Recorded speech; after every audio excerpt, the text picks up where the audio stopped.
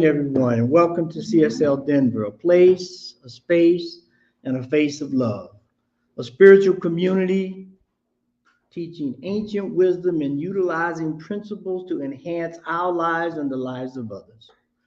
I'm so glad you're here today on this Father's Day. So we want to wish a happy Father's Day to all the fathers, all the surrogate fathers, all the mothers and aunts and sisters who's acting as fathers.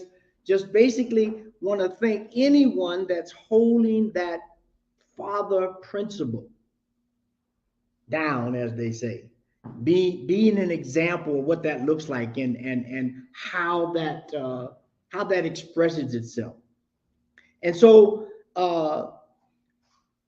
most people, I know for myself, I can't speak for everybody else, but I'll make an assumption that probably the most prevalent idea about fatherhood is discipline, right?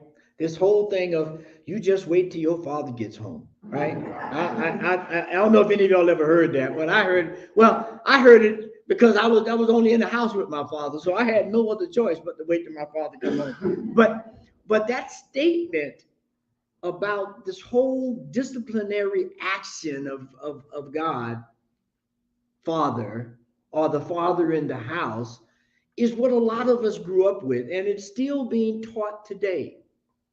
But there's more to the father than that. There's this aspect of love, this aspect of joy and compassion. And yes, the discipline is there. But what would life be without a fullness, a wholeness? And so today, as we look at this whole theme of the month of self-care, and the topic for today, the foundation of wholeness, or the foundation to wholeness, we want to look at this whole aspect of life of self-care. Because I'm sure one of you, maybe two of you, if not all of you, have heard the phrase that says, if you can't be good to yourself, how can you be good to somebody else? Or some variation. If you don't take care of yourself, you can't take care. I mean, we can supplant a couple of different phrases in there, but they all come out the same. That this idea of self-care is paramount. Without it, really nothing happens. Nothing happens. And so when we understand that at the center of our being, there is this spark, there's this divine spark that's always there, that's always connected. Now we have this broader understanding of quantum physics. Now, a few years ago, probably most of us hadn't even heard of the term quantum physics. But now we're intimately involved with it and we understand it, and at least at a level where we can talk about this idea that there is a oneness in the universe, a whole thing that allowed itself to expand and incorporate in everything. So in each of us, there is that divine spark that is connected to the whole, that never ever gets separated. There's the famous experiment where, sometimes these scientists get very creative. And I guess this is their form of self-care, right? Using their imagination. But they did this experiment where they took this idea of oneness and wholeness and connection, and they took two photons of light. Now, don't ask me what photons of light are. I cannot tell you because they're very hard to see. But they can see them. They got these colliders and these big things to look at tight, powerful energy. But they took these two photons of light and they separated them some ungodly amount in terms of light, and they used a real scientific term. They said, we tickled one of the photons. Now, I'm not sure what that means scientifically, but that's how they describe it. They say we tickled one photon of light, and the other photon of light reacted immediately, beyond what we now think of time and space. Like, depending on where you are and how this signal is getting out of this building, there may be a little delay because of light speed and how things travel. But when they did this at the quantum level, it was as if there was no time and space. It was instantaneously. And then they came up with this idea, these guys must be brilliant, that once two photons of light are correlated or connected or made a connection, they will never, ever, ever be separated, no matter where they are in the universe.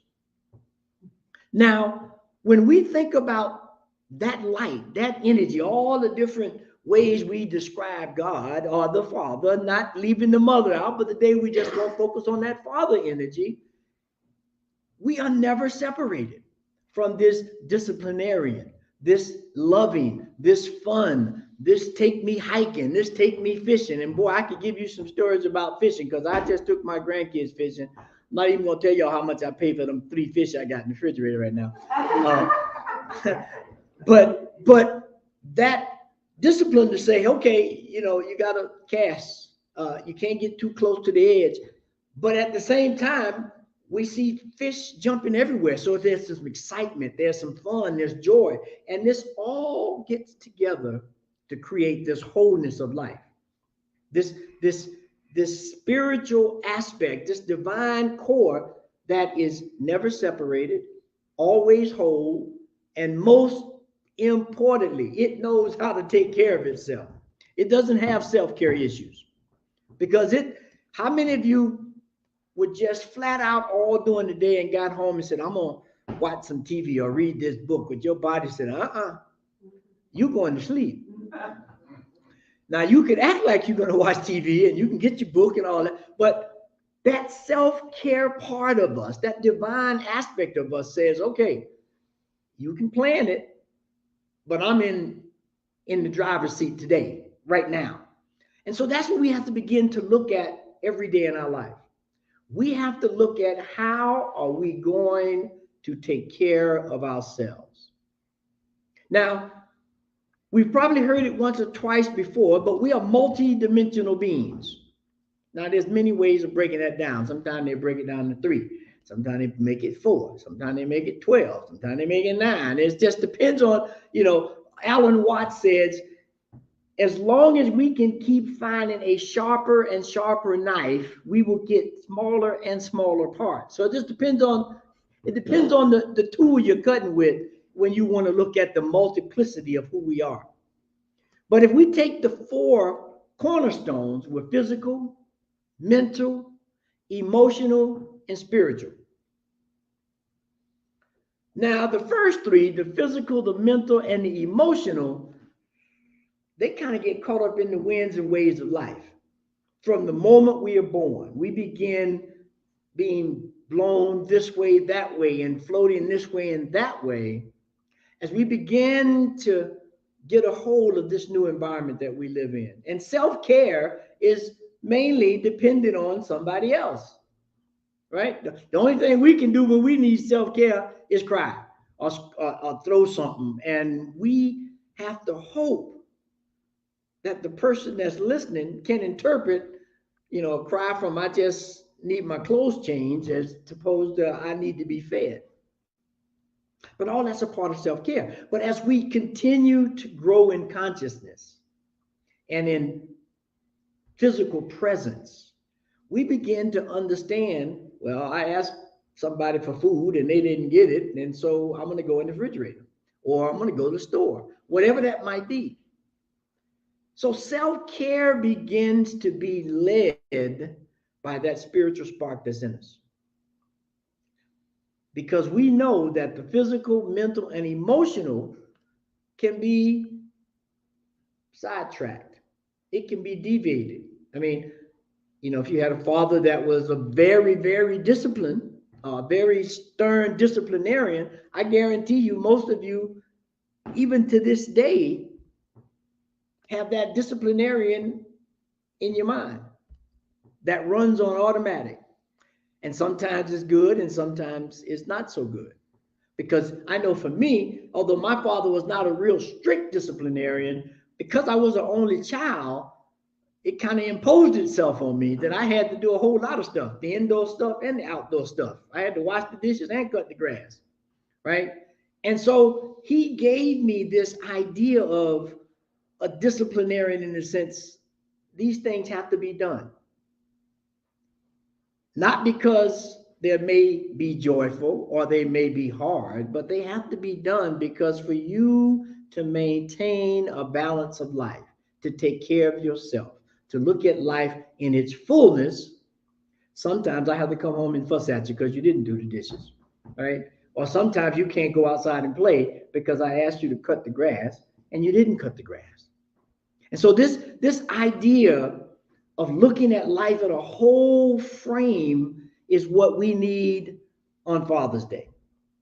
I would submit that because it's a different kind of ball game we're playing, if you will, as fathers now, but the same challenges that has always been there for fathers to embrace. First we were taught you can't show emotions as men. You can't cry, you can't hug, you can't use the word love because that's going to undercut your discipline action, right? Because that's mainly what we were saw, and that's mainly an idea even to this day that people have of God. That God is this big judge in the sky waiting to drop the gavel and say guilty. But God is the person that, or the personality that created the wind for you to fly your kites.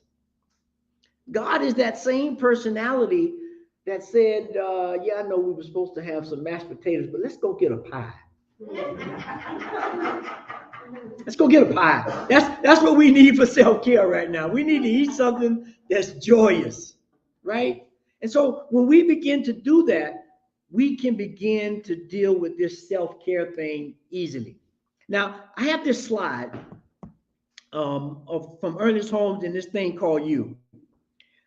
As we look at this whole idea of the foundation of wholeness. So this next slide in the deck says this: there is a universal wholeness seeking expression through everything.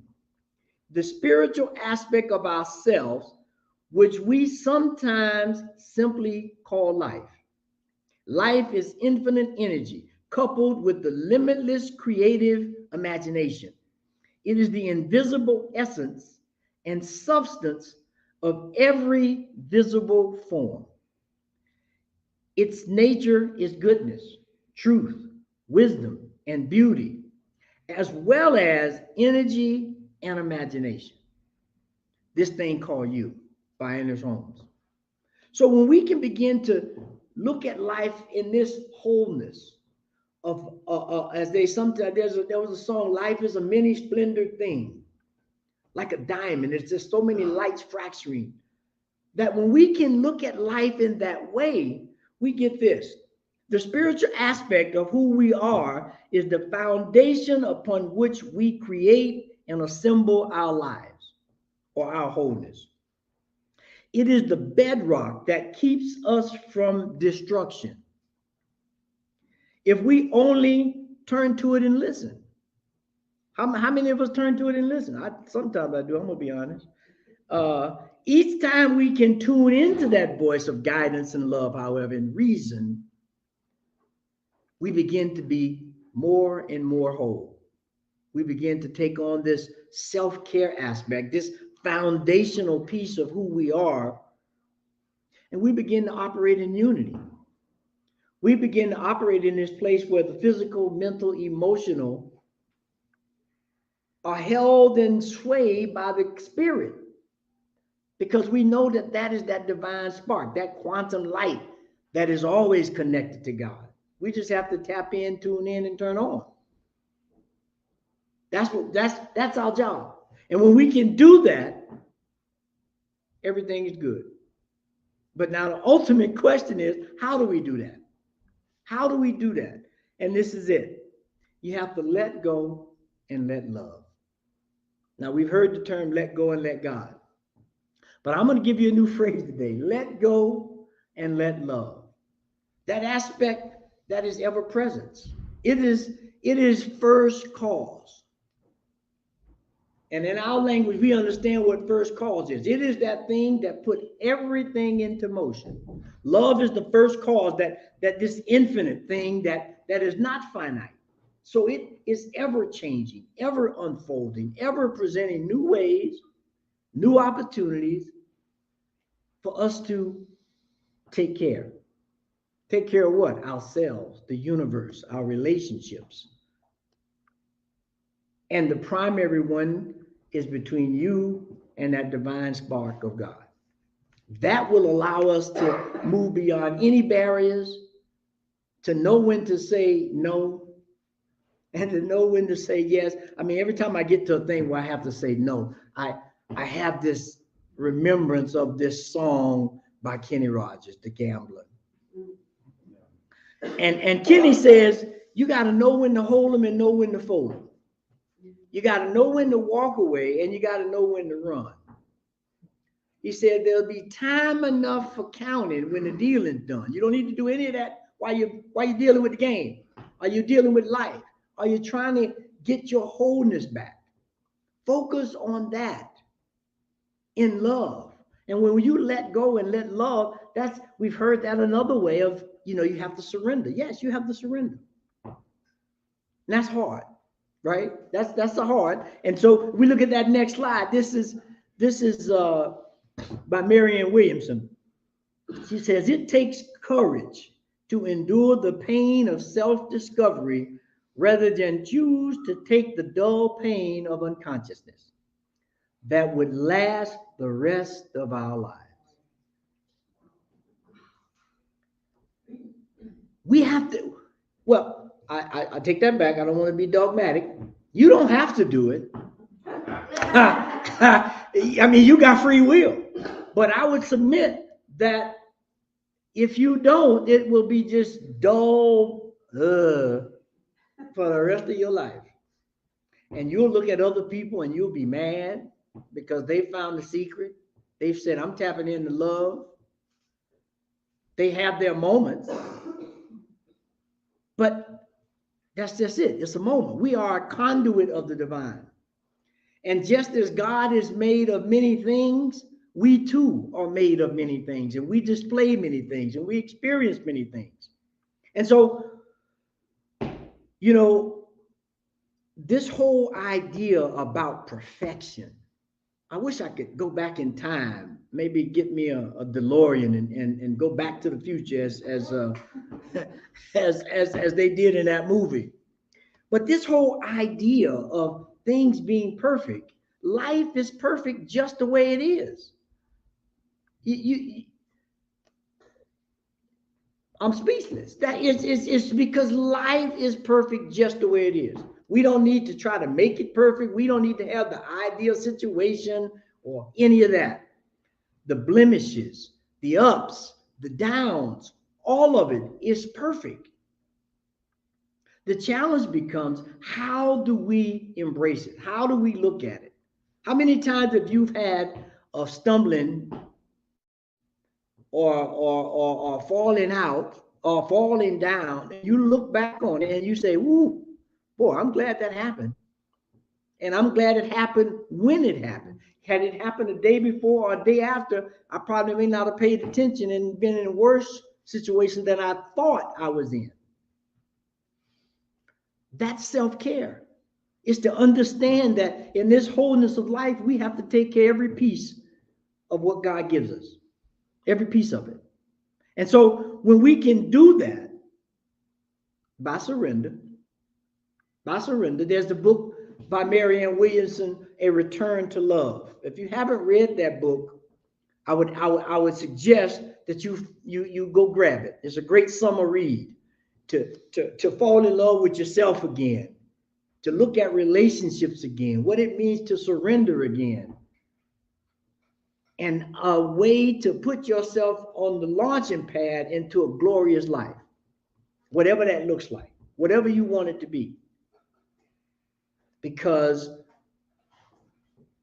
quiet as it's kept, now, if y'all know different, y'all let me know. This is the only life we got on this plane. Now, I'm not going to get too ethereal this morning. There's a whole lot of other stuff that's talked about, but I'm talking about right here, right now, on Father's Day. This is the only life we have. We can't go back and do it over. For a long time, I worked in Houston. I traveled from here to Houston. I'm not going to tell you how insane that was. But I gained a lot, but I lost a lot. I gained a lot. And self-care sometimes took a back seat because I had this idea of what a father was supposed to be, what a father was supposed to do. And sometimes we have to surrender to love. We have to let it go. So the question becomes this: are you seeking wholeness in your relationships? Are you seeking wholeness in your body, in your soul, by taking on this idea of self-care? Because remember, at the foundation of who we are is this oneness with God that is always present, that is always able to allow us to move. Jesus said this on this next slide. Jesus said to remove every obstacle from your pathway of wholeness, give, and to you will be given. Love, and to you will be loved. Enter into peace, and you will become peaceful. Find the joy that I have found, and you will be joyful. Arrive at the faith that I have arrived at, and you will know the truth, and the truth shall set you free. Jesus got into all kind of commotions. We'll just leave it at that. But he had faith. He understood the oneness within. And he let it go. He let it blossom just the way it needed to. Just the way God planned it. There's a song, just the way God planned it. Things are happening just the way God planned. Now, some people might think fatalistic and all that. Well, we're not going to go there. It's not fatalistic. It's not living some life of predestination in the way people think about it.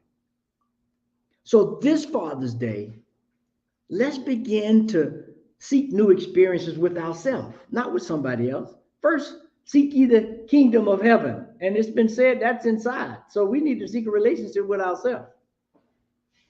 Begin to be playful. Have fun. Run in, get the water hose and run in the water sprinkler. Eat ice cream on a cone and let the ice cream just run all down your arm. And then I'm not going to tell you what to do with it when it runs down your arm. I'll let you use your imagination. But there's a lot of things that could be done that are still fun, right? And not disciplinarian. So when we can do these things, when we can look at life in this way, we open up to a whole new way of living. Where self-care, as Joanne said, who was a ministerial cohort of mine, we graduated the same year. It's not about a manicure or a pedicure. I can't say the right word, the mani-pedi, or I always mess it up. So I'll say the whole thing. It's not about the hot bubble bath. It's about knowing yourself, developing that relationship between you and God so that you know when it's time to go to sleep. Nobody has to tell you. When it's time to eat, nobody has to tell you. There's that foundational truth that's inside that is always seeking to take care of us, to be that conduit that's there. And so when we can tap into that, life is good, no matter what it looks like. And so, as always, we have these, call to actions. We can't end a talk without a call to action because, other than that, we're just talking. And we're trying to live life. We're trying to be whole. We're trying to have self-care. So the first thing is, where are you congested in your life emotionally? Especially for the men. But for everybody. I know I can be very unconscious about my emotions, just by the way I'm by myself, very independent. From the age of 6, it was me. As they say, if it's going to be, it's up to me. right? There was nobody else to call on. There was nobody else. I mean, they were there, but ultimately it was me. And that caused some backed up emotions that I'm still dealing with today. But as I continue to seek wholeness, consciousness expands. The second thing is, what steps can you take this week to integrate all parts of yourself to wholeness? What can you do physically, mentally, emotionally, and spiritually to create more visibly that oneness, more viscerally that oneness? Because that's who we are. We can't separate them. And we know life is a balance. So, I may be more physical today and more spiritual tomorrow and so forth and so on. But it's that movement of these things that gets life rolling, that keeps us alive. And so let's do that. Let's just if you can't take both of those, take one of those. And call to action this week so that we can move forward. And so last we have this affirmation. I take time to nourish my whole self and make it a priority in my life. That's the affirmation to sink all that in. Sink all that in. Because Zig Ziglar said this as we close. Your altitude is not determined by your aptitude. It's determined by your attitude. Your attitude, not your aptitude, is determined by it creates your altitude, how high you can fly. So remember, self-care is non-negotiable. Show up every day for yourself, because the foundation of self-care is letting go and letting love. Let us pray. Heavenly Father God, the other half of that dual aspect of life called mother, father, yin and yang, up and down. Whatever term you use to describe what appears to be this separation of life, that is really the wholeness of life, we call upon that today, right here, right now, to awaken us, to enliven us, to strengthen us. Knowing that I come forth as that. You come forth as that. We come forth as that entity, that light, that love, that self-care that created the universe, that created the intricate connections of every system in our body. And as we allow ourselves to lean into that understanding, to hold true to the faith that there is no place where God is not. There is nothing that God can't do. And by fact that we are always connected, we have the same right. We have the same aspiration, the same aptitude, the same attitude, the same altitude as we fly high in life. And so I say right here, right now, let's begin to take that big walnut and put it in the jar first, that walnut of self-care. And then everything else will fall in line. Everything else will find its place. And we will come forth stronger, better, more loving, more joyous, more playful than we've ever been before. And so I give thanks for this idea, for this opportunity, for us to re-examine our lives in a different way, where we come first, not from a selfish standpoint, but from a standpoint that God has put something uniquely in me that I need to express. And if I don't take care of it, it may be another 1,000 years before it comes on the planet. So it is in that truth that I give thanks. And with that, I just release this prayer into a law that is already at work. It's already moving, transforming, bringing people into our lives, taking people out of our lives so that we can be all that we were created to be. And so I give thanks, I release, I let go, and I know that this is absolutely so. And so it is. Amen.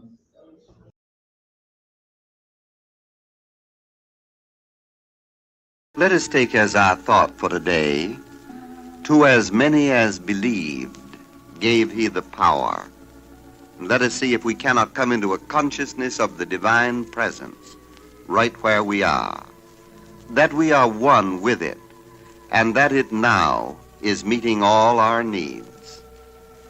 As we quietly turn to this presence, let us put all other thoughts out of the mind and listen deeply, joyfully, and expectantly, while each says to himself,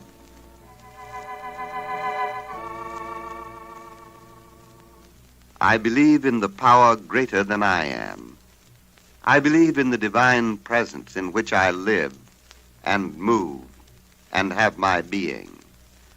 I am thinking back to the center of my being, where this presence exists in all its beauty and in all its peace.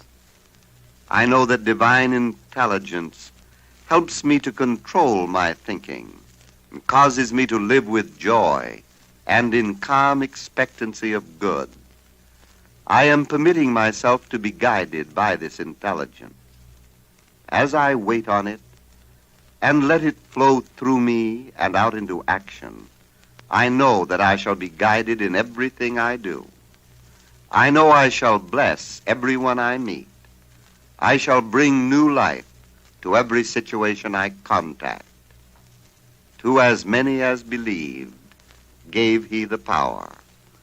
My whole mind and thought responds to this with complete conviction, and I feel that today and every day the power of the living Spirit flows through me and makes perfect the way before me, radiating love and joy to everyone and to everything.